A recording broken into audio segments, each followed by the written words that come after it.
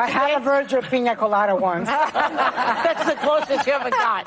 So at the Democratic debates this week, Bernie Sanders gave his rallying cry to Democrats about what it's going to take to end our long national nightmare. Take a look. To win this election and to defeat Donald Trump, which, by the way, in my view, is not going to be easy, we need to have a campaign of energy and excitement and of vision. We need to bring millions of young people into the political process in a way that we have never seen. And who's the man to do it? So after round two... Or woman. Or woman, right, of course. Yeah, I was taken with the fact that not since Jerry Ferraro and Hillary Clinton were there that many women on stage. Yeah. So who do you think is the one that can bring the excitement to the American people? Okay, I guess none of them. I think he's hit it dead on because, and I've said this on the show before, in 2016, 100 million eligible voters sat at home.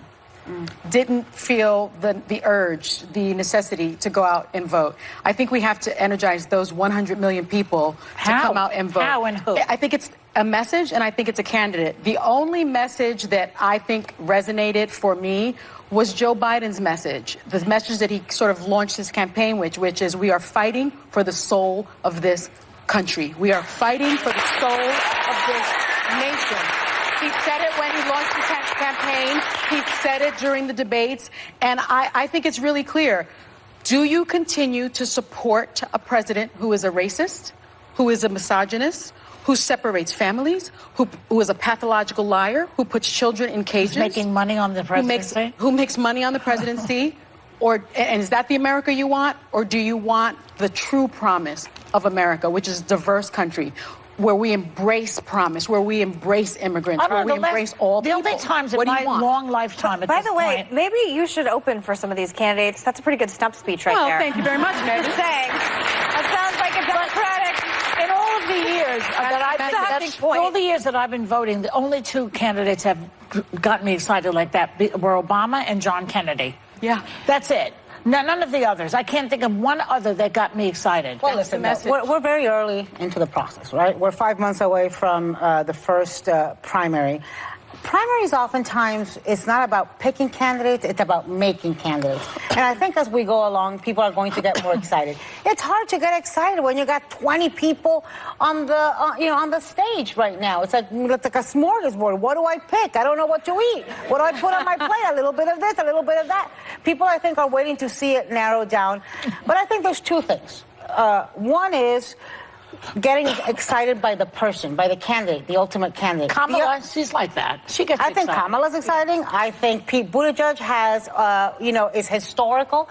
I think Joe Biden, there's something very familiar about him and very comfortable about him and optimistic and amiable. He's exciting. I think Elizabeth Warren excites a lot of people. I mean, Well, if you go by our very scientific View audience poll, when Elizabeth Warren was on here, I have never seen an audience as revved up for a politician. They love her. She had people coming in, I think people that were working for her in boroughs in New York City, I believe, if I remember correctly. There are people with Warren T-shirts. And I told some of my friends that are conservatives, I was like, there's some grassroots momentum happening here that we can't ignore. Yeah. Just again, my unscientific view. But you remember, and then she was going into the audience, and it was like a rally in here. But which one? So I don't know what that means, but it was interesting to watch. But which one of these people that you think are somewhat exciting can go up against Trump on the stage in a debate? He's bigger than everybody and dumber than everybody.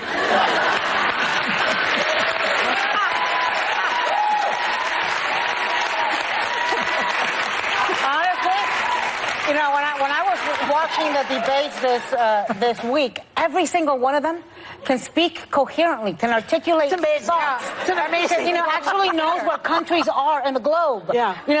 They have knowledge, and some of them can really punch you back.